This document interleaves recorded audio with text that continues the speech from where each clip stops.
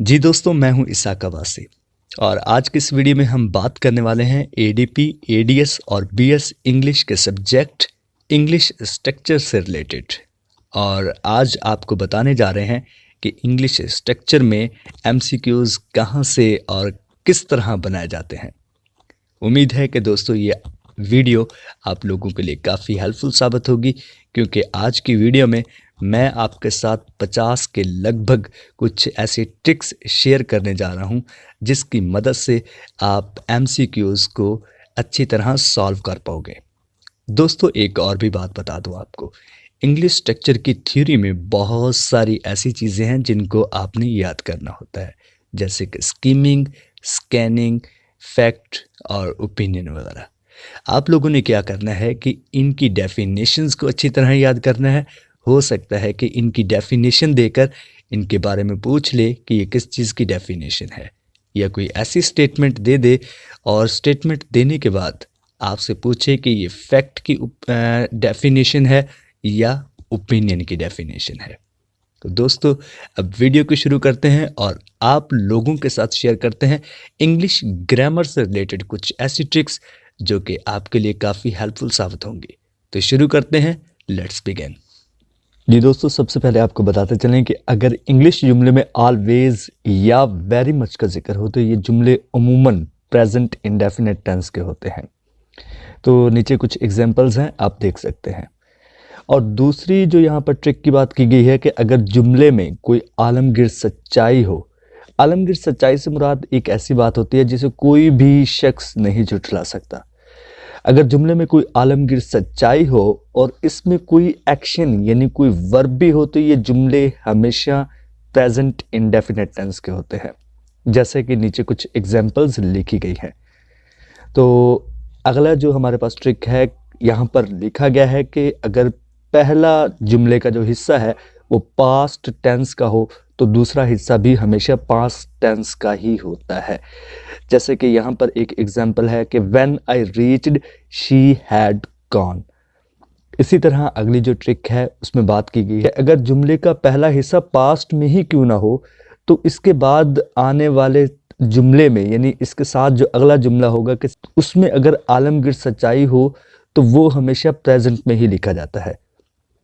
जैसे कि यहाँ पर कुछ एग्जाम्पल है, मैं आपको एक एग्जाम्पल पढ़ के बता देता हूँ। She said the earth revolves around the सन।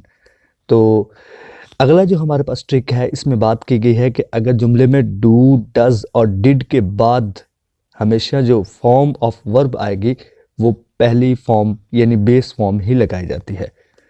और इसी तरह जो हमारे पास अगली ट्रिक है इसमें हम बात करते चलें, अगर जुमले में प्रेजेंट, नाउ या टूडे का जिक्र हो। दोस्तों अल्फाज को देख लें, प्रेजेंट, नाउ या टूडे का जिक्र हो तो ये अमूमन जुमले प्रेजेंट कंटीन्यूअस टेंस के होते हैं। जैसे कि यहाँ पर एग्जांपल दी गई है, I am teaching English now.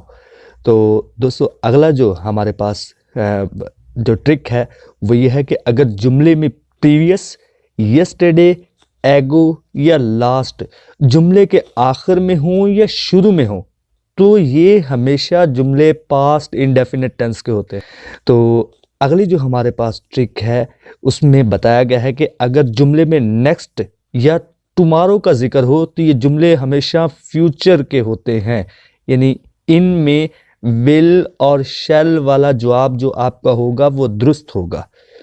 तो इसी तरह अगली जो हमारे पास ट्रिक है इसमें बताया गया है कि अगर जुमले में फॉर या सेंस के बाद किसी भी किस्म के वक्त या मुद्दत का जिक्र हो तो ये जुमले हैज, हैव या हैड प्लस थर्ड फॉर्म वाले होते हैं।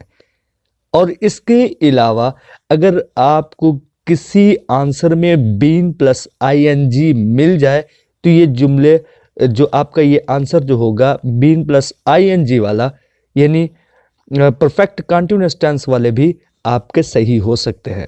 अगली जो हमारे पास ट्रिक है इसमें बताया गया है कि अगर जुमले प्लीज, लेट या नेवर से शुरू हों तो इस तरह के जुमले इंपेरेटिव जुमले कहलाते हैं। दोस्तों अगली जो हमारे पास ट्रिक है इसमें बताया गया है कि अगर जुमले में पहली फॉर्म बगैर टू के हो तो इसको हम बेस फॉर्म कहते हैं। यानी अगर किसी भी जुमले में कोई भी पहली फॉर्म अपनी असली हालत में हो और उससे पहले टू ना लगाया गया हो तो ये फॉर्म बेस फॉर्म कहलाती है। जैसे कि आई वॉन्ट टू गो, यहाँ पर जो वांट है ये आपकी बेस फॉर्म है। और इसी तरह आपको बताते चले, अगर पहली फॉर्म टू के बाद लगाई गई हो तो इसको हम इन्फिनेटिव फॉर्म या इन्फिनेटिव ही कहते हैं। तो अगली यहाँ पर जो हमारी ट्रिक है वो यह है कि दूसरी वर्ब यानी पास्ट फॉर्म या past tense, past indefinite tense में जो यूज होती है, इसके साथ किसी भी किस्म की हेल्पिंग वर्ब का इस्तेमाल नहीं किया जाता। यानी आपकी जो दूसरी फॉर्म ऑफ वर्ब होती है, क्योंकि बहुत सारी ऐसी फॉर्म है 97% ईडी वाली फॉर्म जिसे हम रेगुलर फॉर्म कहते हैं, इनकी शेप एक जैसी होती है। तो दोनों को पहचानने का आसान तरीका यह है कि आपकी जो पास्ट फॉर्म यानी सेकंड फॉर्म होगी उसके साथ कभी भी कोई भी हेल्पिंग वर्ब नहीं लगी होगी और ये सिर्फ पास्ट इंडेफिनिट टेंस में ही इस्तेमाल होती है। और इसी तरह जो तीसरी फॉर्म ऑफ वर्ब जो ईडी वाली शक्ल में होती है उसके साथ कोई ना कोई हेल्पिंग वर्ब हमेशा लगी होती है। तो दोस्तों अगला जो हमारा पॉइंट है वो यह है कि तीसरी फॉर्म यानी पास्ट पार्टिसिपल बतौर इंसानों की खासियत बताने के लिए इस्तेमाल होती है। फिर से इस पॉइंट को नोट कर लीजिए, तीसरी फॉर्म यानी पास्ट पार्टिसिपल बतौर इंसानों की खासियत यानी एडजेक्टिव बताने के लिए इस्तेमाल की जाती है। जैसे कि she is interested in writing play, यहाँ पर जो इंटरेस्टेड है जिसको अंडरलाइन किया गया है, इसका मतलब ये है कि ये आपकी कोई एक शी जो है सब्जेक्ट के बारे में बता रही है और शी एक इंसान यानी एक लड़की है। तो इसी तरह जो अगला पॉइंट है आप इसको भी नोट कर लीजिए, चौथी फॉर्म यानी प्रेजेंट पार्टिसिपल हमेशा कंटिन्यूअस के टेंसेस में इस्तेमाल होती है। दोबारा नोट कर लीजिए, चौथी फॉर्म यानी प्रेजेंट पार्टिसिपल हमेशा कंटिन्यूअस टेंसेस में ही इस्तेमाल की जाती है। और अगला जो हमारा पॉइंट है बहुत ही अहम पॉइंट है, इसको भी आप लोग नोट कर लीजिए कि प्रेजेंट पार्टिसिपल यानी आईएनजी फॉर्म बतौर नॉन ह्यूमन की खासियत बताने के लिए भी इस्तेमाल होती है। यानी ये अगर कोई चीज़ इंसानों से हटकर उनके हम एडजेक्टिव के लिए उनकी खासियत के लिए इस्तेमाल करते हैं तो वहाँ पर हम थर्ड फॉर्म यानी पास्ट पार्टिसिपल का इस्तेमाल नहीं करते, बल्कि हम वहाँ पर फोर्थ फॉर्म यानी प्रेजेंट पार्टिसिपल का इस्तेमाल करते हैं। जैसे कि यहाँ पर एक एग्जाम्पल भी है, दिस फिल्म इज़ इंटरेस्टिंग। अगला हमारा पॉइंट है, अगर दूसरी और तीसरी फॉर्म ईडी पर ख़त्म हो तो ये रेगुलर वर्ब होती हैं और दूसरी और तीसरी फॉर्म ऑफ वर्ब ईडी पर ख़त्म ना हो तो ये इर्रेगुलर वर्ब्स होती हैं। दोस्तों ये जो निशान है ये एक्सक्लेमेंट्री कहलाता है और इस तरह के जुमले अमूमन एक्सक्लेमेंट्री होते हैं। और अगर यही निशान लगा हो किसी वर्ड के साथ जो कि खुशी, गमी या तकलीफ़ का तासर देते हैं, तब ये जुमले ऑप्टेटिव जुमले या ऑप्टेटिव सेंटेंस कहलाते हैं। दोस्तों अगर व्हाट, विच, हु, हुज, हुम वगैरह लगे हों जुमले में और आखिर में सवालिया निशान भी दिया हो तो ये जुमले इंटेरोगेटिव होते हैं। और अगर यही अल्फाज जो हैं यानी विच, हु, हुम, व्हेन वगैरह का जो इस्तेमाल जुमले के दरमियान में हो और आखिर में सवालिया निशान भी ना दिया गया हो तो ये रिलेटिव प्रोनाउन कहलाते हैं। दोस्तों अगर वन, दोज, डैट, दिस जुमले में आगे आने वाली किसी भी चीज़ के बारे में बताते हों तो ये डिमॉन्स्ट्रेटिव प्रोनाउन कहलाते हैं। और इसी तरह अगला पॉइंट है, अगर few, each other, something, anybody, anyone, any, either, neither, much, someone, somebody, somewhat, no one, nobody, all, both वगैरह किसी नामालूम शख्स या किसी नामालूम चीज़ के बारे में इशारा करें तो ये इनडेफिनेट प्रोनाउन कहलाते हैं। दोस्तों नीचे कुछ ये अल्फाज दिए गए हैं, इन अल्फाज के साथ हमेशा हम एन का इस्तेमाल करते हैं और इन अल्फाज के साथ हम ए का इस्तेमाल नहीं करेंगे। थोड़ा सा ध्यान रखना है, an portal, an honest, an honourable person, an hour, इन सभी का जो एच है ये साइलेंट होता है। अगर कोई कॉन्सोनेंट अलिफ, अलिफ मद्दा, आइन की आवाज़ दे रहा हो तो तब भी इन अल्फाज से पहले एन का इस्तेमाल किया जाता है। दोस्तों ये पॉइंट बहुत ही अहम है। अगर कोई कॉन्सोनेंट साउंड जो होती है वो अलिफ, अलिफ मद्दा या आइन की आवाज़ या साउंड दे रही हो तो तब भी इन अल्फाज से पहले हम एन का इस्तेमाल करते हैं, जैसे कि an LLB, an MBBS, an MA, an MPhil या एन MNA या MPA। तो दोस्तों इसी तरह अगर कोई वाउल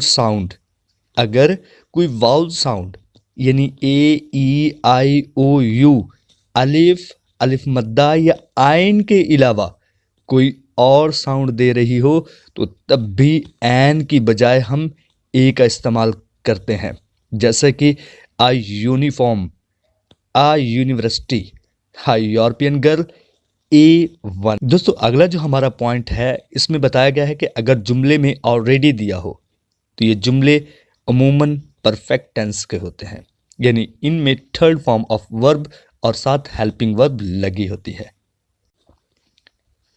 अगला जो हमारा पॉइंट है इसमें बताया गया है कि अगर सेल्फ या सेल्व्स वाले प्रोनाउंस को अंडरलाइन किया गया हो और पूछा गया हो कि ये कौन से प्रोनाउंस हैं, तो दोस्तों अगर किसी सेल्फ या सेल्व्स वाले प्रोनाउन को अंडरलाइन किया गया हो तो इसके साथ ही यानी इससे पहले उस जो माई सेल्फ हो गया तो उसका जो आई होगा, और इसी तरह हिम सेल्फ हो गया तो इसका जो ही होगा वो पहले उस सेल्फ वाले वर्ड से लिखा जाता है, तो इनको हम इंटेंसिव प्रोनाउन कहते हैं। दोस्तों इसी तरह अगर सेल्फ या सेल्व्स वाले प्रोनाउंस से पहले सब्जेक्टिव प्रोनाउंस या नोमिनेटिव प्रोनाउंस का जिक्र ना हो तो हम इनको रिफ्लेक्सिव प्रोनाउंस कहते हैं।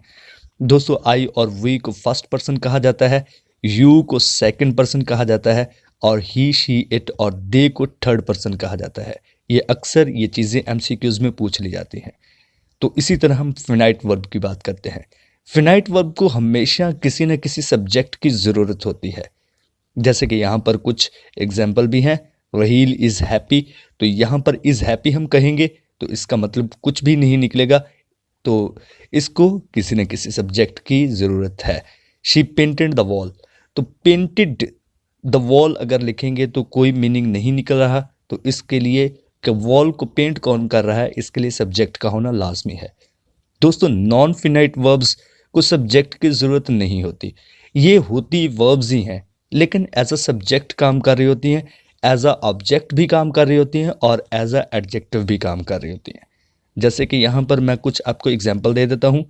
Painting is a good fun, यहाँ पर पेंटिंग वैसे ING में लिखा लगता है ऐसे जैसे है ये प्रेजेंट पार्टिसिपल यानी चौथी फॉर्म है, लेकिन ये एज अ नाउन यानी जेरेंड के तौर पर काम कर रही है।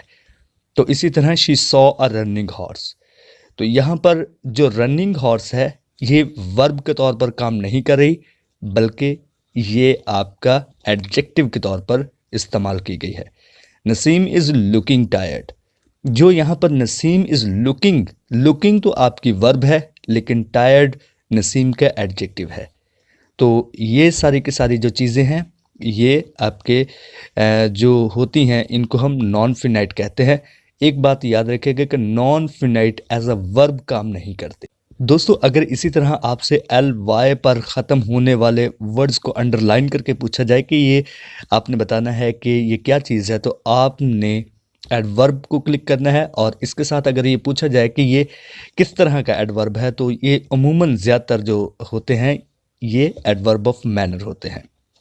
तो अगला जो हमारा पॉइंट है इसमें बताया गया है कि अगर दो जुमलों को सो, बट और येट, फॉर, एंड, नॉर और आर वगैरह से मिलाया जाए तो ये जुमले हमेशा कंपाउंड सेंटेंसेस होते हैं, और इनके अलावा अगर दो मुख्तलिफ जुमलों को जोड़ने के लिए कोई और अल्फाज या कोई और कंजक्शन इस्तेमाल किया गया हो तो ये जुमले कम्प्लेक्स सेंटेंस होते हैं। दोस्तों अगला जो हमारा पॉइंट है उसमें बताया गया है कि जुमले का पहला वर्ड अगर ING में हो तो ये जेरेंड होता है, और इसी तरह जुमले का आखिरी वर्ड अगर ING में हो और इससे पहले कोई प्रोपोजिशन या कंजक्शन इस्तेमाल किया गया हो तो तब भी ये जेरेंड कहलाता है। और इसी तरह अगर जुमले में पोजेसिव प्रोनाउन के बाद आईएनजी की कोई चीज़ लिखी गई हो आईएनजी में, तो ये भी हमेशा जेरेंड ही होते हैं। तो दोस्तों, इफ़ वाले जुमले में जो सेकंड फॉर्म या डिड का जिक्र हो, तो दूसरे जुमले में वुड के बाद पहली फॉर्म का इस्तेमाल किया जाता है। और इसी तरह इफ़ वाले जुमले में यानी कंडीशन वाले जुमले में हैड प्लस थर्ड फॉर्म हो, तो दूसरे जुमले में would have plus third form लिखी जाती है। दोस्तों, आपको बताते चलें कि एलेक्सरी वर्ब और लिंकिंग वर्ब में फ़र्क क्या है। एलेक्सरी वर्ब के बाद हमेशा वर्ब की ज़रूरत होती है, यानी एलेक्सरी वर्ब से आगे कोई ना कोई वर्ब लाजमी होती है, जबकि लिंकिंग वर्ब जो होती है वो बजाते खुद वर्ब होती है और ये मज़ीद इंफॉर्मेशन को ऐड करती है। इसी तरह अगला जो हमारा पॉइंट है वो है ई आर या मोर वाले वर्ड को अगर अंडरलाइन किया गया हो और पूछा जाए कि ये कौन सी डिग्री है, तो आप लोगों ने कंपैरेटिव डिग्री पर ही ओके करना है, क्योंकि ई आर और मोर वाले वर्ड जो होते हैं वो ज़्यादातर कंपैरेटिव डिग्री के होते हैं। और इसी तरह ई एस टी या मोस्ट वाले अल्फाज को अगर अंडरलाइन किया गया हो और पूछा जाए कि ये जुमले कौन से हैं, तो आप लोगों ने सुपरलेटिव डिग्री पर क्लिक करना है, क्योंकि इसका सही जवाब सुपरलेटिव डिग्री होता है। दोस्तों, अगर इसी तरह हिज, माई, अवर, यूअर वगैरह को अंडरलाइन किया गया हो, तो ये जुमले पोजेसिव प्रोनाउन कहलाते हैं। दोस्तों, उम्मीद है कि आज की वीडियो आप लोगों के लिए काफ़ी हेल्पफुल साबित होगी, और अगर वीडियो अच्छी लगी है तो वीडियो को लाइक लाजमी कर दीजिए। अपने दोस्त, अपने भाई इसहाक अब्बासी को अपनी दुआ में याद रखिएगा। अल्लाह हाफिज़। अल्लाह निगहबान। पाकिस्तान जिंदाबाद।